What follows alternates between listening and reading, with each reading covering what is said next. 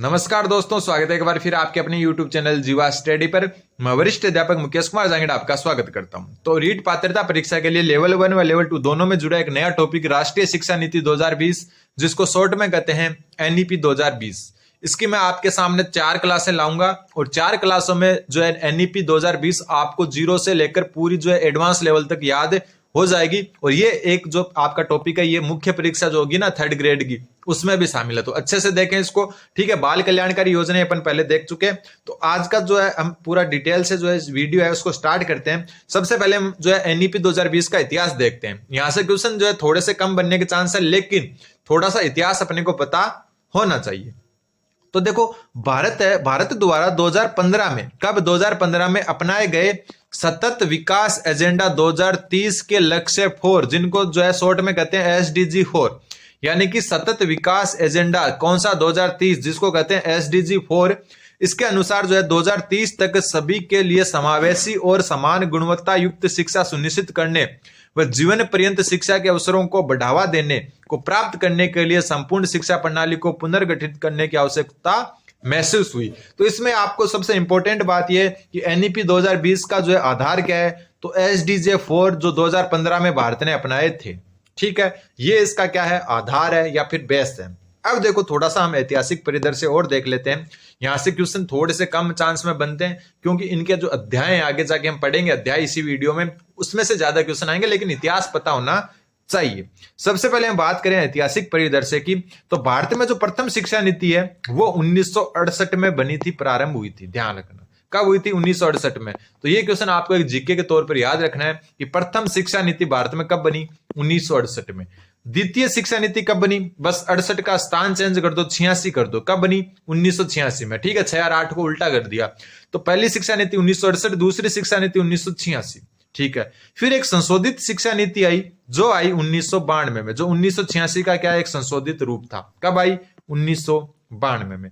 और एक आपको ध्यान रखना, निःशुल्क शिक्षा का अधिकार, जो आपके जो है सिलेबस में भी है, आरटी 2009, ठीक है। ये इसका ऐतिहासिक परिदृश्य, आरटी 2009 ने भी इसमें अहम भूमिका निभाई है। फिर हम धीरे धीरे आगे चलते हैं। राष्ट्रीय जो शिक्षा नीति 2020 है, उसकी पृष्ठभूमि क्या है। राष्ट्रीय शिक्षा नीति एनईपी 2020 की जो है पृष्ठभूमि क्या है। सबसे पहले मतलब कब बनना स्टार्ट हुई, कब कैसे बनी, जो है कौन इसमें क्या था, वो सब जो है चर्चा करते हैं, ठीक है। ये इतिहास देख रहे हैं अपन। जून 2016 में नई शिक्षा नीति के विकास के लिए गठित समिति ने अपनी रिपोर्ट प्रस्तुत की, जिसकी अध्यक्षता किसने की, अध्यक्षता स्वर्गीय टी.एस.आर. सुब्रमण्यम पूर्व कैबिनेट सचिव ने की थी। ध्यान रखना, सबसे पहले देखो शिक्षा नीति है 2020 में, लेकिन जून 2016 से इस पर काम स्टार्ट हो गया था। जो जून 2016 में नई शिक्षा नीति बनाने के लिए जो एक समिति गठित की गई, किसकी अध्यक्षता में, टी.एस.आर. सुब्रमण्यम में, जो सुब्रमण्यम के नेतृत्व में जो क्या थे उस समय, पूर्व कैबिनेट सचिव थे, ठीक है। फिर क्या हुआ, जून 2017 में, यानी 1 साल बाद में, प्रख्यात वैज्ञानिक पद्म विभूषण डॉक्टर कृष्ण स्वामी कस्तूरी रंजन, इनको जो है शॉर्ट में अपन कहते हैं के कस्तूरी रंजन, रंगन की जगह रंजन देख लो, ठीक है। के कस्तूरी रंजन, मुख्यतः यही नाम आपको जो है याद रखना है। के कस्तूरी रंजन की अध्यक्षता में राष्ट्रीय शिक्षा नीति के मसौदे के लिए एक समिति का गठन किया गया था, जिसने 31 मई 2019 को माननीय मानव संसाधन विकास मंत्री को राष्ट्रीय शिक्षा नीति 2019 का मसौदा प्रस्तुत किया। यानी कि सबसे पहले 2019 में ही जो है मसौदा जो है तैयार किया गया, किसके द्वारा, के कस्तूरी रंजन द्वारा। कब, 31 मई 2019 को। किसको, मानव संसाधन विकास मंत्री को। और जो मानव संसाधन विकास मंत्रालय है ना, इसका बाद में नाम शिक्षा मंत्रालय कर दिया गया, ठीक है। तो ये आपको ध्यान रखना है। फिर देखो अगला, उस समय केंद्रीय मानव संसाधन विकास मंत्री कौन थे, तो केंद्रीय मानव संसाधन विकास मंत्री थे रमेश पोखरियाल निशंक। कौन थे, रमेश पोखरियाल निशंक। अब बात ये कर रहे हैं कि केंद्रीय मानव संसाधन विकास मंत्री का यहाँ क्या काम, तो मैं आपको बता दूं, इस नीति के तहत जो है केंद्रीय मानव संसाधन विकास जो मंत्रालय है, उसको शिक्षा मंत्रालय बना दिया गया। क्या बना दिया गया, शिक्षा मंत्रालय, ठीक है। मतलब जो है मानव संसाधन विकास मंत्रालय को एज ए शिक्षा मंत्रालय ही क्या ट्रीट किया गया। तो इसलिए जो है केंद्रीय मानव संसाधन विकास मंत्री कौन थे उस समय, रमेश पोखरियाल निशंक। और सूचना प्रसारण मंत्री प्रकाश जावड़ेकर ने बुधवार, कौन सा दिन, बुधवार, श्री गणेश कर दिया किसका, 29 जुलाई 2020 को किसका श्री गणेश कर दिया, नई शिक्षा नीति 2020 का, न्यू एजुकेशन पॉलिसी 2020। ठीक है, तो ये जो है ध्यान रखना, 29 जुलाई 2020 को जो है रमेश पोखरियाल निशंक, केंद्रीय मानव संसाधन विकास मंत्री और सूचना एवं प्रसारण मंत्री जो प्रकाश जावड़ेकर है, उनके द्वारा बुधवार के दिन 29 जुलाई 2020 को जो है नई शिक्षा नीति को क्या है, जारी किया गया। अब थोड़ा सा जो है इसको ध्यान रखना है कि इस शिक्षा नीति में 27 अध्याय हैं तथा 4 भागों में विभक्त किया गया है। क्वेश्चन बनने के चांस यहां से शुरू होते हैं, ऊपर वाले से क्वेश्चन कोई जीके में कहीं अलग पूछ ले, एसएसटी में पूछ ले, कहीं वहां पूछ ले, कहीं आगे मेंस एग्जाम में पूछ ले, वो अलग बात है। लेकिन अगर रियल में अगर कोई क्वेश्चन पूछ सकता है एनईपी 2020 में, तो यहां से शुरू होता है। सबसे पहले शिक्षा नीति में कितने अध्याय हैं, 27 अध्याय। कितने भाग हैं, 4 भाग। नोट कर लेना इस चीज को कि 27 अध्याय और 4 भाग हैं, किसमें, नई एजुकेशन पॉलिसी में, ध्यान रखना। अब चारों भाग कौन कौन से वो मैं बता देता हूं। भाग प्रथम जो है वो है स्कूल शिक्षा से संबंधित, ठीक है। भाग सेकंड जो है आपका उच्चतर शिक्षा से, और भाग 3 जो है आपका अन्य केंद्रीय विचारणीय मुद्दों से, और भाग 4 है क्रियान्वयन है उसकी रणनीति, मतलब इसको कैसे लागू किया जाए। ठीक है, वापस देखो, इस शिक्षा नीति में 27 अध्याय 4 भाग है। ठीक है, 27 अध्याय तथा 4 भाग हैं। पहले भाग में स्कूल शिक्षा से संबंधित है, दूसरा अध्याय जो है दूसरा भाग है उच्चतर शिक्षा से, यानी कि स्कूल शिक्षा के बाद की कॉलेज शिक्षा से, जो बीएड वगैरह 1 साल की बात चल रही है ना अभी, वो यही है। ठीक है, फिर है भाग 3 जो अन्य केंद्रीय विचारणीय मुद्दों से संबंधित है, और भाग 4 है कि क्रियान्वयन की रणनीति कैसे इसको लागू किया जाए। फिर जो बात आती है आपकी, ठीक है, कि इसमें जो है किन शब्दों पर जोर दिया गया है। इस शिक्षा नीति में निम्नलिखित शब्दों का अत्यधिक जोर दिया गया। ठीक है, सबसे ज्यादा जो है कौन से शब्दों को जो है मतलब क्या जोर दिया गया, किस चीज पर जोर दिया गया, जो इसके आधारभूत स्तंभ कहलाते हैं। तो आधारभूत स्तंभ कौन कौन से, सबसे पहला ये नीति जो है पहुंच को कहते हैं एक्सेस। ठीक है, समानता यानी इक्वलिटी, ठीक है, गुणवत्ता यानी क्वालिटी, वहनीयता यानी अफोर्डेबिलिटी, मतलब कोई चीज हम जो अफोर्ड कर सकें। फिर जवाबदेही यानी अकाउंटेबिलिटी, ठीक है, कि आधारभूत स्तंभों पर निर्मित की गई है।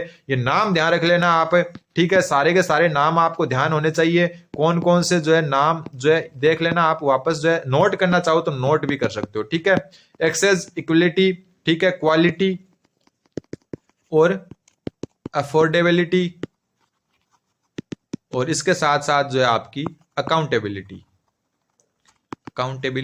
ठीक है, ये जो है 5 नाम आपको ध्यान रखना है हिंदी में। पहुंच, समानता, गुणवत्ता, वहनीयता और जवाबदेही, ये आधारभूत स्तंभ है नई शिक्षा नीति के, ध्यान रखना।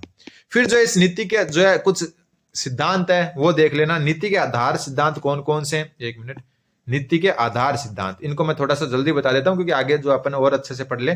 प्रत्येक बच्चे की अद्वितीय विशेषताएं, जो यूनिक कैपेबिलिटीज होती है, उनकी पहचान करना एवं उनका विकास करने का प्रयास करना। तो ये कॉमन सेंस की बात है, अद्वितीय विशेषताओं की पहचान करना। ठीक है, फिर ये देखो दूसरा, बुनियादी साक्षरता व संख्या ज्ञान। ये पूछ सकता है आपका कि बुनियादी साक्षरता व संख्या ज्ञान कौन सी कक्षा जो है के लिए है, तो ध्यान रखना कक्षा 3 तक के सभी बच्चों के लिए।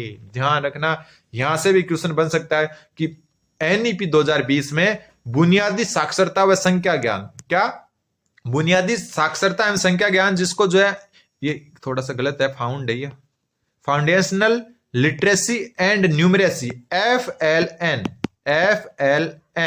जिसका जो है फुल फॉर्म है आपका फाउंडेशनल लिटरेसी एंड न्यूमरेसी। ठीक है, तो ध्यान रखना हिंदी में कहते हैं इसको बुनियादी साक्षरता एवं संख्या ज्ञान, FLN। कौन सी कक्षा तक के, कक्षा 3 तक के सभी बच्चों को। ठीक है, प्री प्राइमरी से लेकर जो आपकी 1st, 2nd, 3rd यानी 5 साल तक। ठीक है, 5 क्लास हो गई, 3 से लेकर जो है आपकी जो 8 वर्ष तक के बच्चे को। ठीक, तो ये ध्यान रखना कक्षा 3 तक के सभी बच्चों को बुनियादी साक्षरता व संख्या ज्ञान, जिसको कहते हैं FLN, प्रोवाइड होना चाहिए।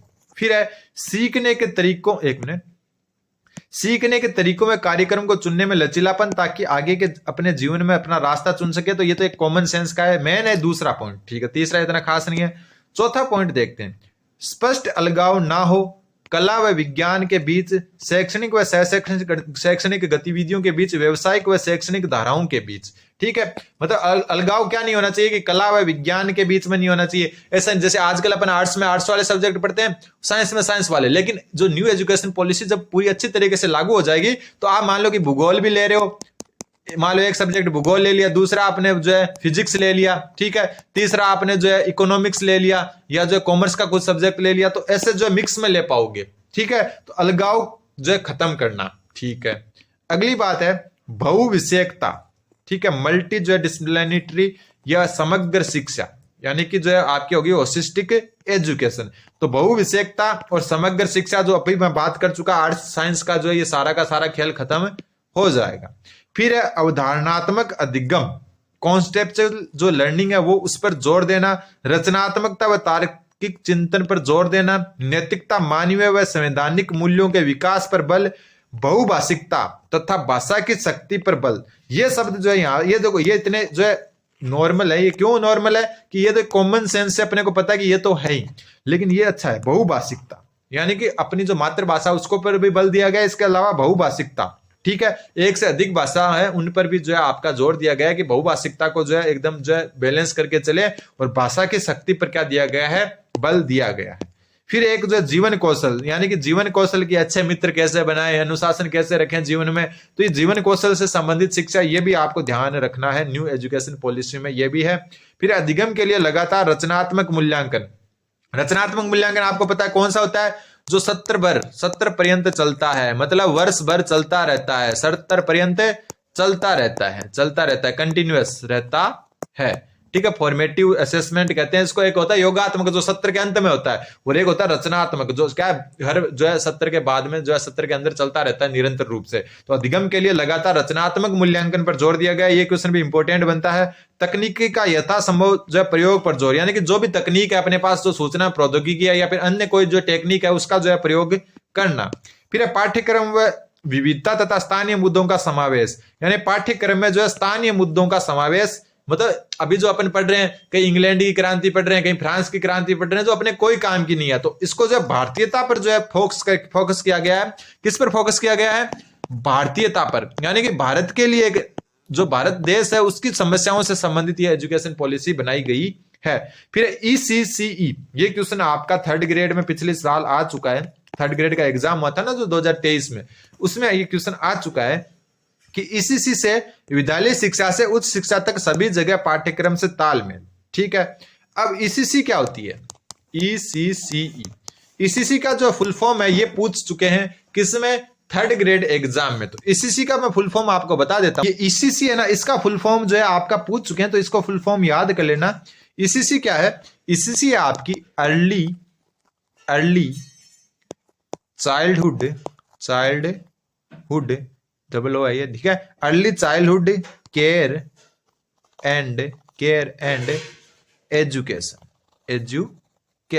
तो ECC का पूरा नाम जो है ध्यान रख लेना आप, अर्ली, ई से अर्ली, सी से चाइल्डहुड, सी से केयर एंड ई से वापस क्या हो गया, एजुकेशन। तो ये जो है आपका क्या है, इसका फुल फॉर्म है, ध्यान रखना। ठीक है, तो ECC के ऊपर बल दिया गया। ECC की फुल फॉर्म आपकी पिछली बार 3rd ग्रेड में पूछ चुके, इसका जो है फुल फॉर्म होता है early childhood care and education. ठीक है, अगर आप इसका हिंदी में अगर याद रखना चाहो ECC का फुल फॉर्म, वैसे तो क्या हो गया, early childhood care and education. Hindi में इसका जो फुल फॉर्म होता है वो होता है प्रारंभिक बाल्यावस्था, प्रारंभिक, अर्ली यानी प्रारंभिक, ठीक है, चाइल्डहुड यानी बाल्यावस्था, और केयर यानी देखभाल, एंड यानी और एजुकेशन यानी शिक्षा। ये आपको ध्यान रखना है, early childhood care and education ECC की फुल फॉर्म है जो NEP 2020 के तहत है। हिंदी में प्रारंभिक बाल्यावस्था, देखभाल और शिक्षा। ठीक है, फिर है शिक्षक व फैकल्टी को सीखने की प्रक्रिया का हृदय मानते हुए उनमें निरंतर व्यवसायिक विकास करना। और आजकल आपको पता ही है जो है व्यवसायिक शिक्षा भी चल रही है सरकारी स्कूलों में, वो भी एक अच्छी पहल है, वो भी सेंट्रल गवर्नमेंट द्वारा चलाई जा रही है। ठीक है, फिर बात आती है जो है अगली कि light but tight regulatory system. ठीक है, मतलब थोड़ा लचीला लेकिन थोड़ा सा जो कठोर, जो है लचीला और कठोर दोनों बीच का जो है आपका मॉनिटरिंग सिस्टम मान सकते हो। रेगुलेटरी सिस्टम मतलब चलाने वाला सिस्टम, ठीक है, स्थापित करना ताकि पारदर्शिता, सत्यनिष्ठा व संसाधन प्रभावशीलता सुनिश्चित की जा सके। अभी जो अपनी व्यवसायिक शिक्षा चल रही है, वोकेशनल एजुकेशन, उसमें जो सेंटर द्वारा बहुत अच्छी मॉनिटरिंग हो रही है, ठीक है, और बहुत अच्छा फंड भी आता है उसमें। तो वही चीज यहां पर की गई है कि light but tight regulatory system, यानी कि उसको रेगुलर करने वाला, यानी कि जो मॉनिटरिंग सिस्टम है वो थोड़ा सा लचीला हो लेकिन टाइट भी हो, ठीक है। तो ये भी ध्यान रखना। फिर प्रगति की निरंतर समीक्षा करना, भारत की जड़ों व गौरव से बंधे रहना। ये बात मैं पहले ही कह चुका कि अपने भारत की जो है शिक्षा नीति आ रही है, भारत के जो मतलब समस्याएं हैं, भारत की जो उपलब्धियां हैं, उन पर जो है ज्यादा ध्यान दिया जा रहा है। तो भारत की जड़ों को जानना और उनके गौरव से बंधे रहना, ठीक है। शिक्षा को एक सार्वजनिक सेवा बनाना, एक मजबूत व सार्वजनिक शिक्षा प्रणाली में पर्याप्त निवेश सुनिश्चित करना, ध्यान रखना। तो मेरे हिसाब से जो है यहाँ जो 20 पॉइंट है उनमें से 4-5 पॉइंट आपके बहुत अच्छे काम के, बाकी जो पॉइंट है 15 के आसपास वो कॉमन सेंस से आप जो है पता कर सकते हो कि ये तो होगा ही, ठीक है। फिर बात करते हैं अगला की नीति का विजन क्या है। क्वेश्चन यहीं से बनेंगे, कोई नहीं पूछेगा के कस्तूरी रंजन ने की, कब की। क्वेश्चन बनते हैं यहां से। नीति का विजन, नीति का जो विजन मतलब कि जो है क्या दूरदर्शिता जो है इसमें जो है समाहित है। फिर है भारतीय मूल्यों से लबरेज शिक्षा प्रणाली विकसित करना, जो इंडिया यानी भारत को ग्लोबल नॉलेज सुपर पावर के रूप में विकसित करे। कुल मिलाकर जो है भारतीय मूल्यों पर जो आधारित है ये, ठीक है। भारत के जो मतलब एक भारत का बच्चा विदेश के टाइप से शिक्षा ले रहा है तो कोई मतलब नहीं है, वो भारत को जो है अच्छे से जाने, इसलिए जो है इसको जो है लाया गया, ठीक है। फिर है आपका छात्रों में जो मूल कर्तव्य व संवैधानिक मूल्य हैं, जो अपने मूल कर्तव्य हैं देश के प्रति, संवैधानिक मूल्य, उनके प्रति सम्मान की गहरी समझ विकसित करना, यानी कि भारत के जो संवैधानिक मूल्य हैं और मूल कर्तव्य है उनके प्रति सम्मान जगाना बच्चों में, ठीक है। छात्र को देश के साथ जुड़ाव महसूस कराते हुए बदलती दुनिया में उसकी जिम्मेदारियों से अवगत कराना, मतलब जो अपना भारत देश है उसका जो है उसके साथ उसका जुड़ाव हो। धीरे धीरे आपको पता है देशभक्ति की भावनाएं कम हो रही है, लोगों को बस अपने से मतलब है, तो वो जुड़ाव महसूस करवाने के लिए भारतीय मूल्यों से बदलती दुनिया के लिए जो जिम्मेदारियों से अवगत करवाना। फिर छात्रों में भारतीय होने पर गर्व न केवल विचार में बल्कि व्यवहार, बुद्धि व कार्य में भी झलके, ताकि एक सच्चा वैश्विक नागरिक बन सके। मतलब भारत से कुल मिला के जो भारत की शिक्षा नीति है भारत के लिए बनी है, भारत के जो मूल्य हैं, विचार है, संस्कृति है, उनसे अवगत कराना, ठीक है। अब अपन ऊपर बात कर चुके हैं, इसमें कितने भाग है, 4 भाग। इसमें से जो अपना पहला भाग है वो देख लेते हैं, भाग 1, जो आपका है स्कूल शिक्षा से संबंधित। ऊपर नोट किया होगा आपने, अगर नहीं किया तो कर ले। 3 से लेकर 18 वर्ष के सभी बच्चों को 10+2 की व्यवस्था की जगह शिक्षा शास्त्रीय व पाठ्यचर्या को पुनः व्यवस्थित करते हुए नई व्यवस्था, कौन कौन सी व्यवस्था है, 5+3+3+4, या हम डायरेक्ट याद रख सकते हैं 53-34 लागू की जाए। अभी अपनी क्या चल रही है, 10+2 चल रही है, 10वीं फिर 2+ आगे 10+2 होती है ना 12वीं तक, ठीक है।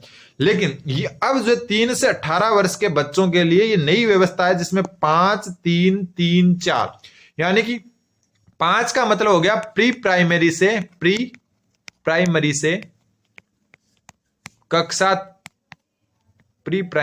कक्षा 2 तक। कहां से, प्री प्राइमरी से लेकर कक्षा 2 तक, ठीक है। तो यहां जो 3 साल का बच्चा आएगा और 5 साल पढ़ेगा तो कितना साल का हो जाएगा, 8 वर्ष का हो जाएगा, ठीक है। ये हो गया 5 का मतलब। फिर अगला 3 का मतलब है कक्षा जो है 3 से लेकर 3-4-5 तक, ठीक है। और ये कितनी हो गई आपकी, कक्षा 3 से 5 हो गई तो 4 होगी ना, तीसरी चौथी पांचवी। और इसमें बच्चा क्या हो जाएगा, 8 से लेकर 11 वर्ष का हो जाएगा, 8 से लेकर कितना हो जाएगा, 11 वर्ष का, ठीक है। फिर अगले 3 का क्या मतलब है, अगले 3 का मतलब है कक्षा 6 से लेकर जो है 8 तक, 6ठी 7वीं 8वीं। और इसमें बच्चा 11 से कितना हो जाएगा, 14 वर्ष हो जाएगा, ठीक है। ये वर्ष और क्लास दोनों याद कर लेना। फिर अगला 4 है, इसका मतलब क्या है, कक्षा 9 से लेकर 12 तक, मतलब कक्षा 9 से 12 तक एक ही पैटर्न चलेगा। अभी 11वीं 12वीं में अलग चलता है, 9वीं 10वीं में अलग चलता है, फिर एक ही चीज चलेगी 9 से 12 तक।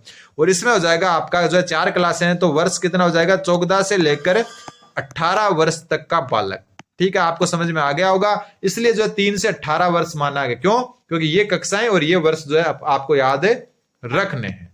फिर है वर्तमान जो 10+2 व्यवस्था वो 3 से 6 वर्ष के बालकों को कवर नहीं करती। आपको बताइए 6 वर्ष का बालक कौन सी कक्षा में होता है? पहली कक्षा में, ठीक है। और विद्यालय होते हैं कक्षा 1 से लेकर 12 तक। वहां कोई प्राइवेट स्कूल है वो जरूर जो है नर्सरी, प्री प्राइमरी, प्राइमरी या एचकेजी, एलकेजी ये पढ़ाते हैं, लेकिन अब जो 3 से 6 वर्ष के बालक है उनको भी इसमें क्या किया जाएगा? कवर किया जाएगा। नए ढांचे में ईसीसीई की एक मजबूत बुनियाद को शामिल किया गया है। ईसीसी मतलब अर्ली केयर, जो early childhood care and education, जो प्रारंभिक बाल्यावस्था देखभाल एवं शिक्षा है, उसके तहत 3 से 6 वर्ष के बालक को भी कवर किया गया। वर्तमान शिक्षा में 6 वर्ष से जो है 18 वर्ष का बालक कवर होता है, लेकिन अब 3 से 6 वाले को भी इसमें कवर किया गया है। अब इसमें देखो अध्याय 1 में जो है क्या क्या इंपॉर्टेंट है वो देखो। एक तो प्रारंभिक बाल्यावस्था देखभाल एवं शिक्षा, जो अभी ऊपर बात कर चुके हैं, ईसीसी यानी early childhood care and education, ठीक है। इसमें क्या किया गया है वो देखो। बच्चों के मस्तिष्क का 85% विकास 6 वर्ष की आयु तक ही हो जाता है। अपन क्या करते हैं, छठी क्लास में पहले जो 6 वर्ष का होता है तो पहली क्लास में डालते हैं, ठीक है। सरकार का नियम है कि 6 वर्ष के बालक को पहली कक्षा में क्या करेंगे? एडमिशन करेंगे। लेकिन 85% जो है ना दिमाग, वो तो 6 वर्ष तक विकसित ही हो जाता है। मतलब जब 6 वर्ष तक 85% दिमाग विकसित हो गया, उस टाइम आप बच्चे को क्या पढ़ाना शुरू कर रहे हो, तो वो कितना पढ़ेगा आप खुद सोचो। क्यों? क्योंकि उसका दिमाग का विकास तो अपने आसपास का चीजें देख के पहले ही हो चुका है 85%। तो इसके लिए क्या किया गया? 3 से 6 वर्ष के बालक को भी शिक्षा, प्रारंभिक शिक्षा दी जानी जो है सुनिश्चित की गई है। अतः ये प्रारंभिक 6 वर्ष मानसिक विकास और शारीरिक वृद्धि के लिए सबसे महत्वपूर्ण है, तो ध्यान रखना इसको, ठीक है। फिर है कि इसी में जो है ना early care childhood care and education में मुख्यतः लचीली, बहुआयामी, बहुस्तरीय, खेल आधारित, गतिविधि आधारित व खोज आधारित शिक्षा को शामिल किया गया है। एनसीईआरटी द्वारा 8 वर्ष तक के बच्चों के लिए 2 भागों में एक राष्ट्रीय पाठ्यचर्या एवं शिक्षा शास्त्रीय फ्रेमवर्क फॉर ईसीसी, जिसको कहते हैं एनसीएफ ईसीसी, का विकास किया जाएगा। इसको जो है नोट कर लेना, मैं वापस नोट करवा देता हूं। देखो इसको क्या कहते हैं? एक राष्ट्रीय पाठ्यचर्या एवं शिक्षा शास्त्रीय फ्रेमवर्क फॉर ईसीसी। एनसीएफ 2005 आपने सुना होगा, उसके आगे ईसीसी लगा दो बस। एनसीएफ के आगे क्या लगा दो? ईसीसी। एनसीएफ ईसीसी, जिसकी फुल फॉर्म है, यहां से फुल फॉर्म स्टार्ट होती है, राष्ट्रीय पाठ्यचर्या एवं शिक्षा शास्त्रीय फ्रेमवर्क फॉर ईसीसी। राष्ट्रीय पाठ्यचर्या एवं शिक्षा शास्त्रीय फ्रेमवर्क फॉर ईसीसी। ध्यान रखना इस नाम को। और कौन जो है कि कब तक? 8 वर्ष तक के बालक के लिए। कहां तक के लिए? 8 वर्ष तक के द्वारा। किसके द्वारा? एक मिनट, किसके द्वारा? एनसीईआरटी द्वारा। यह भी ध्यान आपको रखना, यहां से क्वेश्चन बन सकता है। फिर देखो इसके लिए क्या क्या और प्रावधान किया गया है। 0 से 3 वर्ष के लिए एक सब फ्रेम, 3 से 8 वर्ष के लिए एक सब फ्रेम, ठीक है। इनके जो है इनमें राष्ट्रीय व अंतर्राष्ट्रीय नवाचारों के साथ भारत की सर्वोत्तम प्रथाओं पर आधारित शोध को जो है सम्मिलित किया गया है। ईसीसी के लिए आंगनवाड़ियों को सशक्त बनाया जाएगा। ध्यान रखना, ईसीसी जो होती है आपके 3 से 6 वर्ष के बालक के लिए होती है। इसके लिए जो क्या किया जा रहा है? आंगनवाड़ियों को सशक्त किया जा रहा है। 5 वर्ष से पूर्व प्रत्येक बालक प्रारंभिक तैयारी कक्षा या बाल वाटिका में जाएगा। ध्यान रखना, कौन से वर्ष से पूर्व? 5 वर्ष से पूर्व। कहां से? 5 वर्ष से पूर्व, यानी कि 3 से 6 वर्ष का। 6 वर्ष का होते ही तो वो पहली क्लास में आ जाएगा। तो ध्यान रखना, क्वेश्चन आ सकता है कि एनईपी 2020 में जो है 5 वर्ष या 6 वर्ष से कम आयु के बच्चे या 5 वर्ष से पूर्व की आयु के बच्चे के लिए किसका प्रावधान किया गया है? बाल वाटिकाओं का। अभी जो एमजीजीएस स्कूलें चल रही है ना आपके, Mahatma Gandhi English medium school है, जो गवर्नमेंट स्कूल है, उनमें बाल वाटिका भी है। ध्यान रखना, वो नई शिक्षा नीति के तहत बाल वाटिका भी उनमें स्थापित की गई है। बहुत सारियों में है, बहुत सारों में नहीं है, वो धीरे धीरे हो जाएगी, ठीक है। जिसमें एक ईसीसी योग्य शिक्षक होगा। ईसीसी शिक्षकों की भर्ती की जाएगी। मिड डे मील योजना प्रीपेरेटरी कक्षा तक विस्तारित की जाएगी। ध्यान रखना, मिड डे मील योजना भी क्या की जाएगी? विस्तारित की जाएगी। फिर जो है अगला बात है कि उच्च गुणवत्ता वाले ईसीसी शिक्षक हेतु आंगनवाड़ी कार्यकर्ताओं व शिक्षकों को प्रशिक्षित किया जाएगा। 10+2 की योग्यता वाले आंगनवाड़ी कार्यकर्ताओं शिक्षकों को ईसीसी में 6 महीने का प्रमाण पत्र कार्यक्रम कराया जाएगा। और कम शैक्षणिक योग्यता वाले जो है वाले को 1 वर्षीय डिप्लोमा करवाया जाएगा। यानी जो ईसीसी शिक्षक है, कुल मिला के अपने को ईसीसी याद रखना है, बाकी ये चीजें जो है इतनी याद रखनी जरूरी नहीं है। फिर जो आपका आता है कि ईसीसी है उसको क्या आदिवासी क्षेत्र की आश्रम शालाओं में भी शुरू किया जाएगा। तो ध्यान रखना, क्वेश्चन आ जाएगा ईसीसी को आदिवासी क्षेत्र में कहां जो है शुरू किया जाएगा? तो आश्रम शालाओं में, ठीक है। अब जो एक चीज आपको और ध्यान रखनी है, लास्ट है ये, ठीक है, इसी पाठ्यक्रम व शिक्षा शास्त्र की कुछ जिम्मेदारी MHRD, जिसको वर्तमान में शिक्षा मंत्रालय कहते हैं, पहले क्या था, मानव संसाधन एवं विकास मंत्रालय, जिसका वर्तमान नाम क्या कर दिया, शिक्षा मंत्रालय, किसके तहत, NEP 2020 के तहत इसमें होगी। परंतु पाठ्यक्रम नियोजन व क्रियान्वयन MHRD, महिला एवं बाल विकास, स्वास्थ्य एवं परिवार कल्याण मंत्रालय, जनजातीय कार्य मंत्रालय द्वारा संयुक्त रूप से की जाएगी।